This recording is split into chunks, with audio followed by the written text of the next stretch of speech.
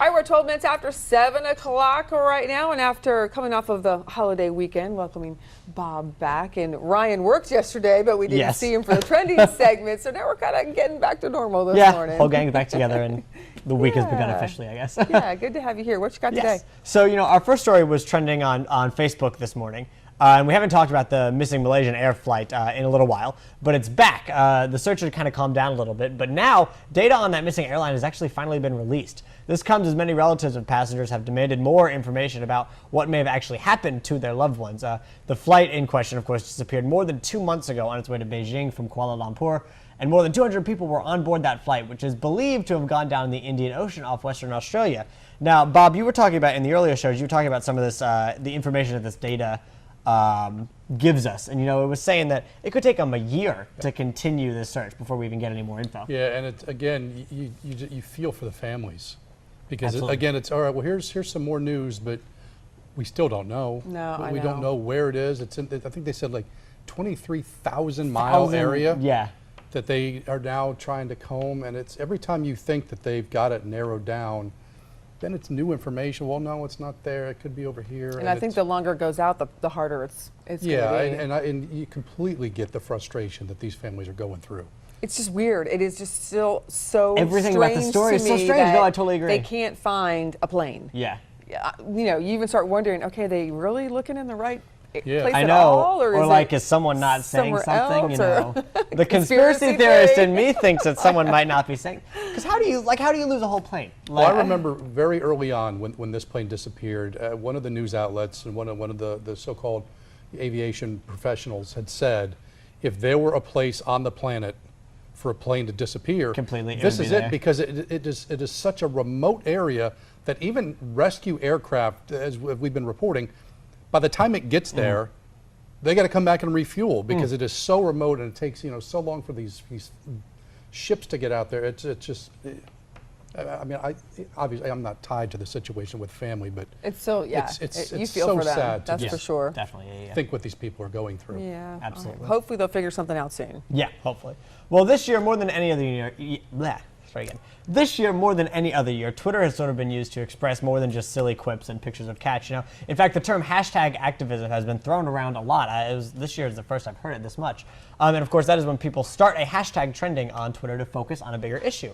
And this week, the hashtag #YesAllWomen started in response to those terrible murders in California over the weekend by Elliot Rogers, who was actually driven to kill, he says, because he was angry at women dating other men and not him. So in response to these expressions of so-called male privilege, that hashtag #YesAllWomen was created over the weekend and continues to trend into today. It started on the 24th, and it has been the #1 trending hashtag on Twitter for the past 3 days. And it's women being brought together to talk about and speak out about their shared experiences, having to deal with the so-called patriarchy or male privilege. It is sort of prevalent in the world. No matter how far we move in thinking that feminism is taking a good hold, there is still a lot of anti-women sentiment, unfortunately. So this hashtag was created to bring women together and allow them to talk about it and allow them to sort of focus on the issue.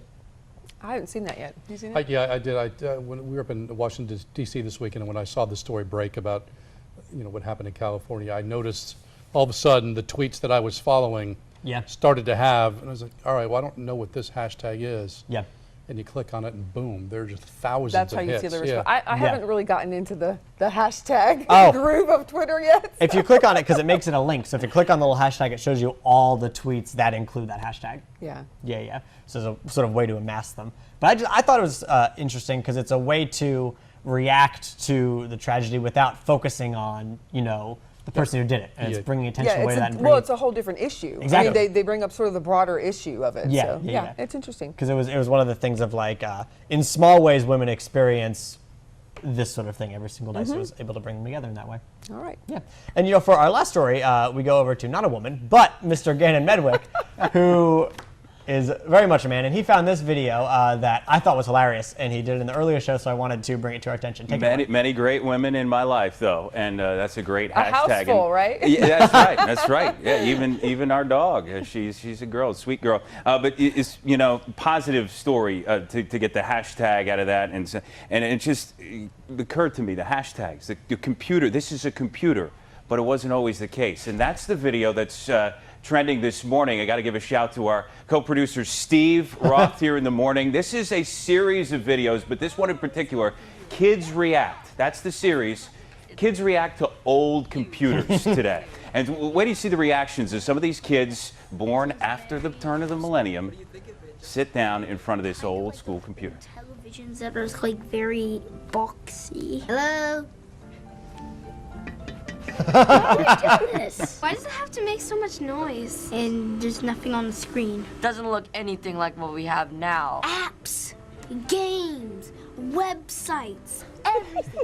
But this I love these thing videos. right here, This YouTube channel does all kinds of kids react to, and they're always hilarious. Yeah, this one's got 4 million hits. And I would disagree. There's not nothing on the screen. There's plain green letters that say Apple II. That's not nothing. And there's probably some little games in there, deep in there somewhere. And you know, I kind of came up on these computers, the big old floppy disk, and you know, the at school and whatnot, and the plain green letters, the dot matrix printer, and that's how we rolled. The blinking green dot. My kids, we were watching something on television, and someone was using a rotary phone. What are they doing? What is that? What is that? And I don't even, I mean, you know, because with these, it's so rare that you even have a landline at home. Yes. That the kids don't even, you know, and it's Yeah. like a phone booth. People Walking have no around idea. DC and you see a phone, and my kids are, well, what do you use that for? To call somebody. Oh, you saw a phone booth? Yeah. Yeah. Wow. They're still around in some places. You'll catch phone booths. Yeah, like seen you're one. gonna walk to the metro station or something like that. But yeah, my kids, what do you use that for? Yeah. But mostly phone booths are in movies from the 1980s. Yeah. And computers Back like that. with those big box computers. That computer that those kids were sitting at reminded me of the Matthew Broderick movie War Games. Yep. War Games, from yeah. 1983, a classic there. You got a thermonuclear war. Thankfully, that wasn't. It a real kind of thing. reminded me of that movie, You've Got Mail, because it used to come across the bottom. Oh, wow. Fantastic, All right. First wasn't it? deal, the old Commodore 64. Nice. Well, these kids, they get their computer and their internet and their games on little phones. You can get your weather there too, and you can get it here. Quick check the forecast at 7:20 before we hit the break. Looking at a summer-style Tuesday across southeastern North Carolina with southwest winds pumping up the temperatures and humidity levels. We're starting mainly in the low 70s. I think we're going to top out deep into the 80s, and just enough warmth and moisture around for a pop-up shower or thunder shower this afternoon. The chance around 30%. Carolina in the morning continues on Fox Wilmington after this.